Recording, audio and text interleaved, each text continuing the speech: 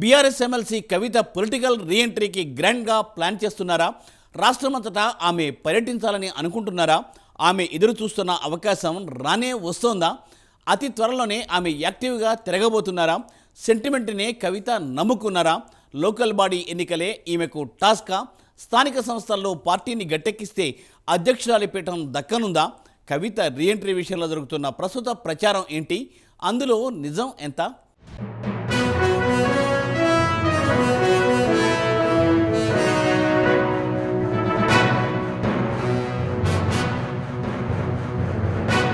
Delhi liquor కేసులో బెయిల్పై బయటకు వచ్చిన ఎమ్మెల్సీ కవిత ఇకపై బీఆర్ఎస్లో ఎలాంటి పాత్ర పోషించబోతున్నారంటూ ఆసక్తికరమైన చర్చ జరుగుతోంది తెలంగాణ రాజకీయ వర్గాల్లో.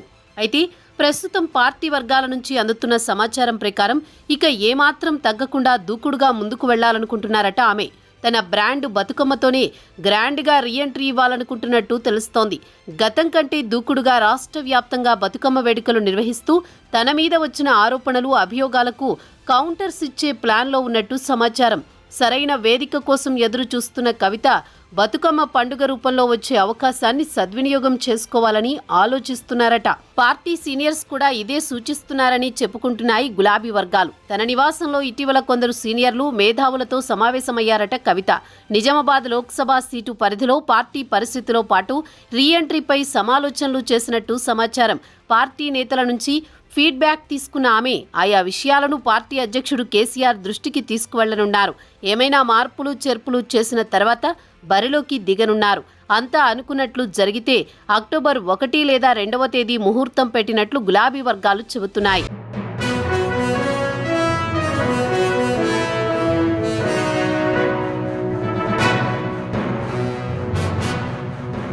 తెలంగాణ సంస్కృతి సంప్రదాయాలకు పెట్టింది పేరు బతుకమ్మ. తెలంగాణ రాష్ట్రం ఏర్పడిన తర్వాత బతుకమ్మ సంబురాలను రాష్ట్ర వ్యాప్తంగా వేడుకగా నిర్వహించింది బీఆర్ఎస్ సర్కార్. బతుకమ్మ అంటే కవిత, కవిత అంటే బతుకమ్మ అనే విధంగా బ్రాండ్ క్రియేట్ చేసుకున్నారు. బతుకమ్మ పండుగను ప్రపంచవ్యాప్తంగా తిరిగి పరిచయం చేశారు కవిత. పొలిటికల్ రీఎంట్రీకి బతుకమ్మ ఫెస్టివల్ను ఉపయోగించుకోవాలని ఆలోచన చేస్తున్నట్లు తెలుస్తోంది. ముఖ్యంగా మహిళలను ఆకట్టుకోవాలని ఆలోచన చేస్తోంది బీఆర్ఎస్. కవిత అయితే కరెక్ట్గా సెట్ అవుతారన్నది ఆ పార్టీ ఆలోచన. అంతేకాదు స్థానిక సంస్థల ఎన్నికలకు పార్టీకి సహాయపడతారని అంచనా వేస్తోంది. కవిత రీఎంట్రీతో స్థానిక సంస్థల ఎన్నికల్లో కారు పుంజుకుంటే ఆమెకే పగ్గాలు అప్పగించే ఛాన్స్ ఉందని అంటున్నారు. మరికొందరు మాత్రం ఆమె జాతీయ రాజకీయాలైతే బెటర్ అని అంటున్నారు. గతంలో కూడా తన వాణి బలంగా వినిపించారని చెబుతున్నారు. తెలంగాణలో రేవంత్ సర్కార్ వచ్చిన తర్వాత మహిళలకు ఫ్రీ బస్సు సౌకర్యం కల్పించారు. మహిళల ఓటు బ్యాంకు కాంగ్రెస్కు పడుతుందని బీఆర్ఎస్ బలంగా నమ్ముతోంది.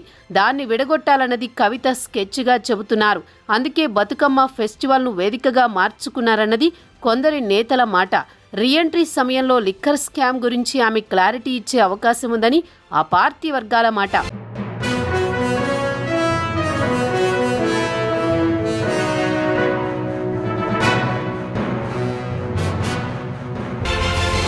బతుకమ్మతోనే ఎంట్రీ ఇస్తేనే అన్ని విధాలా బాగుంటుందని ఆమె సన్నిహితులు సూచించినట్టు సమాచారం.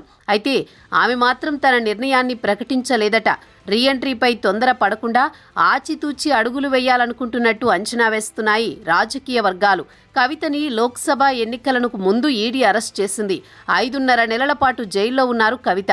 ఇటీవల బెయిల్పై వచ్చాక కుటుంబంతోనే ఎక్కువ సమయం గడుపుతున్నారట.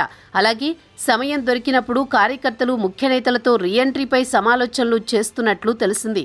జైల్లో ఉన్నప్పుడు తలెత్తిన ఆరోగ్య సమస్యలు సెట్ అయ్యాక ప్రజల్లోకి వెళితే బాగుంటుందని భావిస్తున్నట్టు సమాచారం.